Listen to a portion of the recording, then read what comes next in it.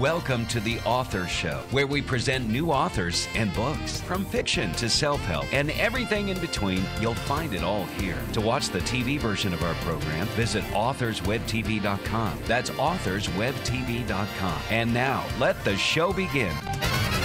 Hello and welcome back to The Author Show. This is your host, Don McCauley. Today we're welcoming to the program author Puneet Mathur, and he is the author of Good Money, Bad Money. Puneet, how are you? Hi, Don. I'm fine. Thanks for having me. Well, tell us a little bit about yourself, please. Yes, I'm an author, predictor, and data scientist, and I'm an alumni of IIM Bangalore in business analytics and intelligence, and I have several bestsellers up my sleeve, including Instant Karma, 9 Quick Methods of Prediction book series, and another on Reiki, Myths and Mysteries. So tell us about this book. Yes, so this book is about money, as the title obviously says.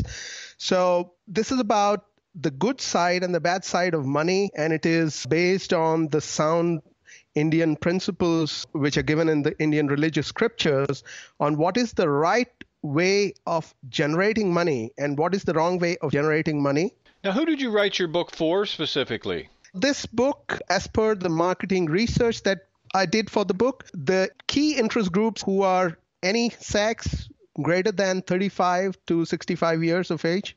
Now, could you say there's any type of central message or perhaps underlying theme that you could say runs throughout this book? Yes. The central theme of this book is money and the good way and the bad way of earning money, not just based on some ancient scriptures, but how do you apply them in your current everyday life? So that's the central theme throughout the book. If you could compare your book with any book out there we might already be familiar with, which book would it be and why?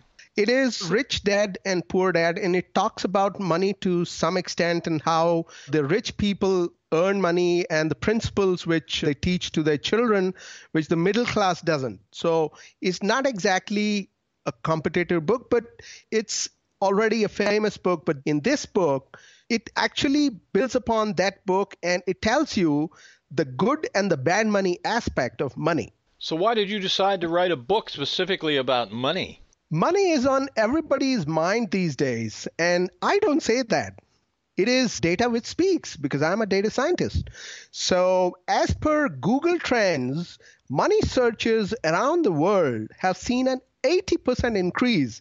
And with the breakout searches happening in October 2016 worldwide, and the key countries where the interest over time is increasing is South Africa, Philippines, and India, and the United States of America. So what's the basis of your book? What's a reader going to be able to use this book to actually do? So good money and bad money is based on sound ancient Indian principles given in the Indian religious scriptures on what is the right way of generating money and what is the wrong way of generating money. And the reader can actually build upon their money quotient, which is given in the quiz in this book. Why did you call it Good Money, Bad Money? Is there such a thing? Yes, so for this we need to understand in the Indian religious context, we have two forms of forces which are believed to govern money or wealth in our daily lives. And there is a good form of money which is governed by Sulakshmi and bad form which is known as Alakshmi. And the good form of money brings happiness, joy, and health. And the bad form of money brings diseases and sorrow. So how does one use your book to live a good life?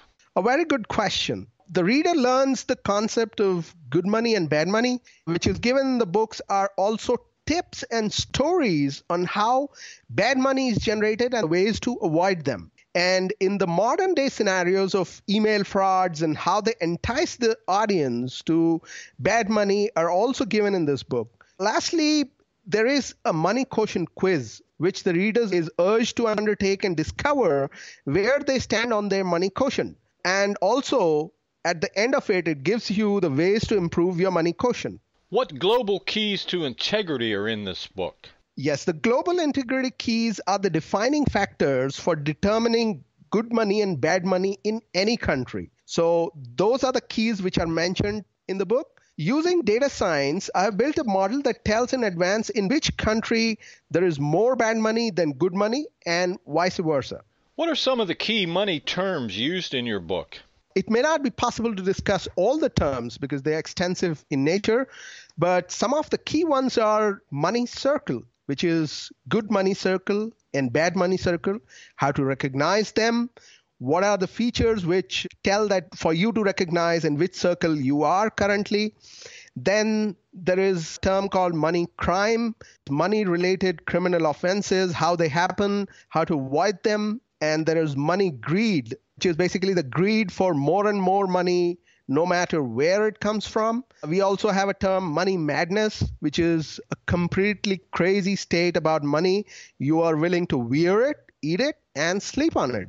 I think I know some people like that. What examples are there in the book for, say, bad money? There are various examples about bad money, including recent frauds and scams and the enticing mails which are hell-bent on eroding the gullible leader and robbing them of their money. What parallels do you draw from Indian mythology in your book? Indian mythology, as they are known as the Puranas, are nothing but ancient mythological stories.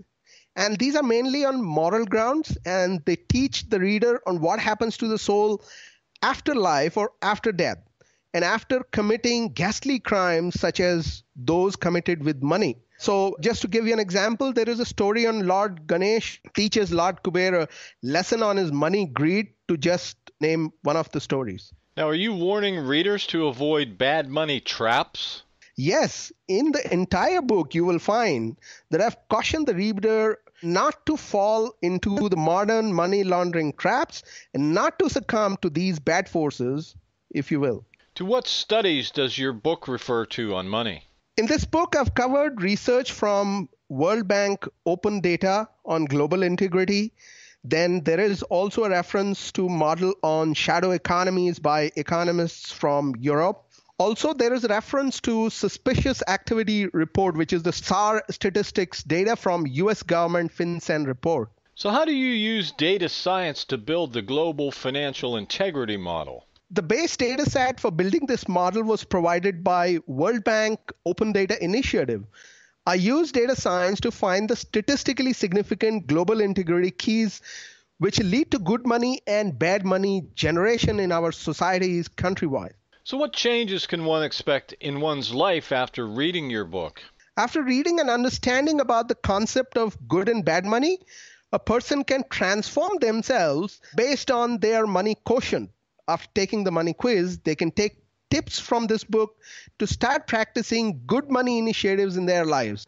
The money quotient quiz helps them to determine what is lacking in their lives and how they can improve it.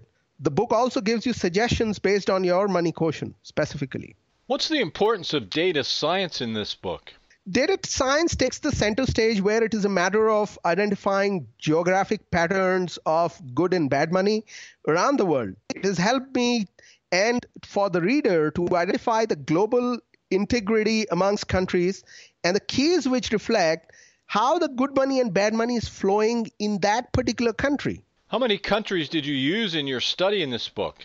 About 138 countries globally. So what is the money quotient? Money quotient is the indicator of whether you are following the bad money or the good money path. How can the reader benefit by taking this money quotient quiz? Well, it helps you determine on how to improve if you are following the bad money path and live a good life. In your opinion, who should buy this book? Anybody who is a money enthusiast and anybody who has a high ambition of earning money and anybody who has inner conflicts on money. Hey, is this kind of a money good or bad? Am I doing the right thing or wrong thing? People who are aspiring to become millionaires and billionaires, and somebody who's striving for financial independence, and more specifically, anybody who is a nine-ender in their ages, like 19, 29, 39, 49, 59, 69, and so on. Do you have a website? Yes. My website is www.puneetmathur, PUNEETMATHUR.IN, puneetmathur.in. Well, this has been just great. Our guest today has been Puneet Mathur, and he is the author of Good Money, Bad Money. Puneet, thanks very much for being with us today. Thanks for hosting me. This is Don McCauley wrapping up another edition of The Author Show. Please share this interview with your family and your friends so that they too may have the opportunity to discover our guest and his work. And why not spread the word on social media? We look forward to you joining us next time for another great book and another great author on The Author Show. Thanks for listening to The Author Show. To contact us, call toll-free 1-877-955-8800. That's 877-55-8800. Or visit theauthorshow.com. Theauthorshow.com. Tune in next time to another great author on The Author Show.